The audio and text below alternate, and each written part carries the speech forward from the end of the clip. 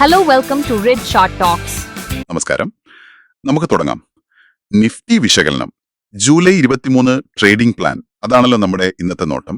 അപ്പോൾ ഇന്നലെ, അതായത് ജൂലൈ 22-ന് നിഫ്റ്റിയിലുണ്ടായ ആ ഒരു മൂവ്മെന്റ് വെച്ചിട്ട് നാളേക്ക് ജൂലൈ 23-ലേക്ക് ഒരു ട്രേഡിംഗ് പ്ലാൻ അതെങ്ങനെ ഉണ്ടാക്കാം? നമ്മൾ നോക്കുന്നത് 15 മിനിറ്റ് ചാർട്ടാണ്, പിന്നെ പ്രൈസ് ആക്ഷൻ, കൂടെ RSI ഇൻഡിക്കേറ്ററും. ശരി, അപ്പൊ ഇന്നലെ എന്താണ് സംഭവിച്ചത്? ഒരു വലിയ വീഴ്ചയോടെയല്ലേ തുടങ്ങിയത്?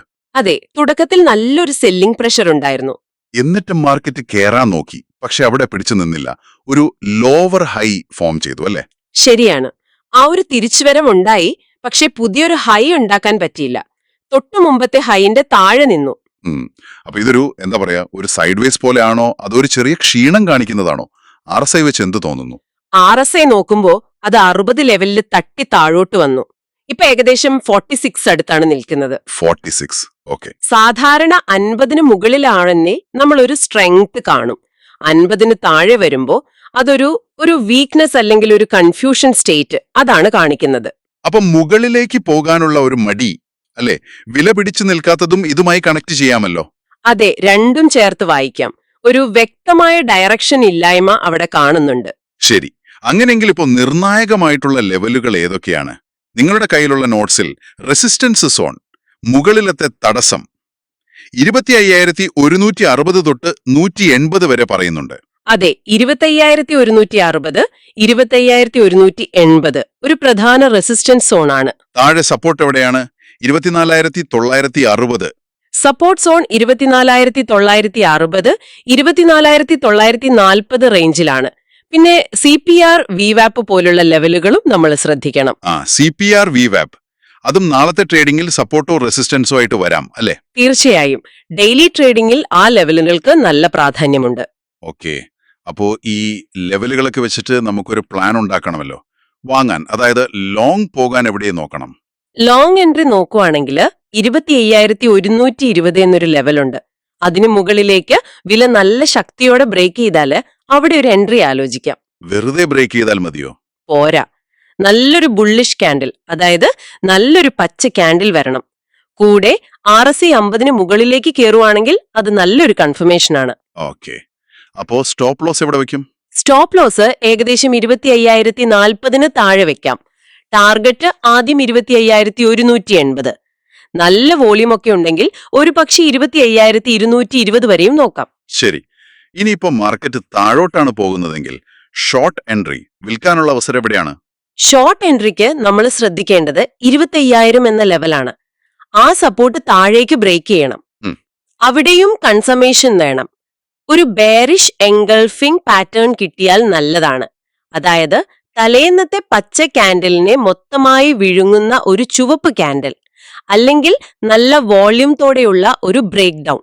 ഓക്കെ, സ്റ്റോപ്പ് ലോസും ടാർഗറ്റും. സ്റ്റോപ്പ് ലോസ് 25,080-ന് മുകളിൽ വയ്ക്കാം. ടാർഗറ്റുകൾ താഴെ 24,940. അത് ബ്രേക്ക് ചെയ്താൽ 24,800 വരെയും ആകാം. ഇതിലെല്ലാം ഈ പറയുന്ന സ്ഥിരീകരണ സിഗ്നലുകൾ വളരെ പ്രധാനപ്പെട്ടതാണെന്ന് തോന്നുന്നല്ലേ? വളരെ പ്രധാനം. ലെവൽ മാത്രം നോക്കി ചാടി കയറരുത്, സിഗ്നലിനായി കാത്തിരിക്കണം. ശരിയാണ്. പിന്നെ നാളത്തേക്ക് ശ്രദ്ധിക്കേണ്ട കാര്യങ്ങളും ലിസ്റ്റ് ചെയ്തിട്ടുണ്ട്. ഒരു പ്രത്യേക റേഞ്ച് ഒഴിവാക്കാൻ പറയുന്നുണ്ടല്ലോ. അതെ, 25,040 തൊട്ട് 25,120 വരെയുള്ള റേഞ്ച്. അതൊരു ചോപ്പി സോൺ അല്ലെങ്കിൽ കൺഫ്യൂഷൻ സോൺ ആയിരിക്കാൻ സാധ്യതയുണ്ട്. അവിടെ ട്രേഡ് ചെയ്യുന്നത് ഒഴിവാക്കുന്നതാണ് നല്ലത്. ഓക്കെ, പിന്നെ ഗ്യാപ്പ് അപ്പ്, ഗ്യാപ്പ് ഡൗൺ അതും ശ്രദ്ധിക്കണം. രാവിലെ മാർക്കറ്റ് തുറക്കുമ്പോൾ വലിയ ഗ്യാപ്പിലാണെങ്കിൽ നമ്മുടെ ലെവലുകൾ ചിലപ്പോൾ മാറും. അന്നേരത്തെ പ്രൈസ് ആക്ഷൻ നോക്കേണ്ടി വരും. RSI 50 ലെവല് ഒരു വഴികാട്ടി പോലെ ഉപയോഗിക്കാം അല്ലേ? ട്രെൻഡ് സ്ട്രെങ്ത് അറിയാൻ. തീർച്ചയായും, 50-ന് മുകളിലാണോ താഴെയാണോ എന്നത് ട്രെൻഡിന്റെ ശക്തി മനസ്സിലാക്കാൻ സഹായിക്കും. പിന്നെ രാവിലെ വല്ലാതെ ചാഞ്ചാട്ടമുണ്ടെങ്കിൽ ഗ്ലോബൽ മാർക്കറ്റ്സ് എങ്ങനെയുണ്ട് എന്നും കൂടി ഒന്ന് നോക്കുന്നത് നല്ലതാണ്. അപ്പോ ഇതിലെല്ലാം കൂടി നമ്മൾ ഊന്നൽ കൊടുക്കുന്ന പ്രധാന ആശയം എന്താണ്? പ്രധാനമായും മാർക്കറ്റ് ഇപ്പോൾ ഒരു റേഞ്ചിനുള്ളിലാണ്. ഒരു വ്യക്തമായ തീരുമാനം എടുത്തിട്ടില്ല. അതുകൊണ്ട് പ്രധാന ലെവലുകൾ മുകളിലേക്ക് 25,120, താഴേക്ക് 25,000. ഇവ ബ്രേക്ക് ചെയ്യുമ്പോൾ നല്ല കൺഫർമേഷനോടെ RSI വോളിയം മാത്രം ട്രേഡ് എടുക്കുക. അല്ലാതെ ഈ റേഞ്ചിന്റെ ഉള്ളിൽ വെച്ച് ഊഹിച്ച് ട്രേഡ് ചെയ്യുന്നത് കുറച്ച് റിസ്കിയാണ്. അതുകൊണ്ട് ക്ഷമയോടെ കാത്തിരിക്കുക, കൺഫർമേഷൻ കിട്ടുമ്പോൾ മാത്രം എൻട്രി എടുക്കുക. അപ്പോ ഈ വിശകലനം വെച്ച് നോക്കുമ്പോൾ നിങ്ങൾക്ക് ഏകദേശം ഒരു ധാരണ കിട്ടി കാണും. നിഫ്റ്റിയിൽ ഒരു സൈഡ് വേസ് മൂവ്മെന്റ്, പ്രധാനപ്പെട്ട സപ്പോർട്ട് റെസിസ്റ്റൻസ് ലെവലുകൾ, എവിടെ വാങ്ങാം എവിടെ വിൽക്കാം എന്നുള്ള പ്ലാനുകൾ, പിന്നെ എന്തൊക്കെ ശ്രദ്ധിക്കണം എന്നുള്ള കാര്യങ്ങൾ. അതായത് ഒരു പ്ലാൻ കയ്യിലുണ്ട്, പക്ഷെ ആ പ്ലാൻ നടപ്പാക്കുന്നതിന് മുൻപ് മാർക്കറ്റ് തന്നെ ഒരു സിഗ്നൽ തരണം, അല്ലേ? തീർച്ചയായും സ്ഥിരീകരണം നിർബന്ധമാണ്. പിന്നെ ഒരു കാര്യം കൂടി ഓർക്കണം. എന്താണത്? ഇത് നമ്മൾ ഇന്നലത്തെ ഡേറ്റ വെച്ച് ഉണ്ടാക്കിയ ഒരു ടെക്നിക്കൽ പ്ലാൻ ആണ്.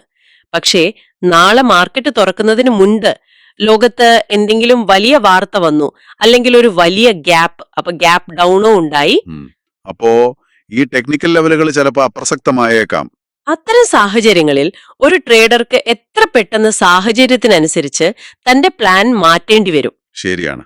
അപ്പോ ഈ മുൻകൂട്ടി തയ്യാറാക്കിയ ടെക്നിക്കൽ പ്ലാനും ലൈവ് മാർക്കറ്റിലെ ആ ഒരു ഡൈനാമിക്സും തമ്മിലുള്ള ബന്ധം അതെങ്ങനെ മാനേജ് ചെയ്യും എന്നതിനെക്കുറിച്ച് നിങ്ങളൊന്ന് ആലോചിക്കുന്നത് നന്നായിരിക്കും. വളരെ നല്ലൊരു പോയിന്റ്. ഈ വിശകലനം പങ്കുവച്ചതിന് വളരെ നന്ദി. അടുത്ത എപ്പിസോഡിൽ കാണാം.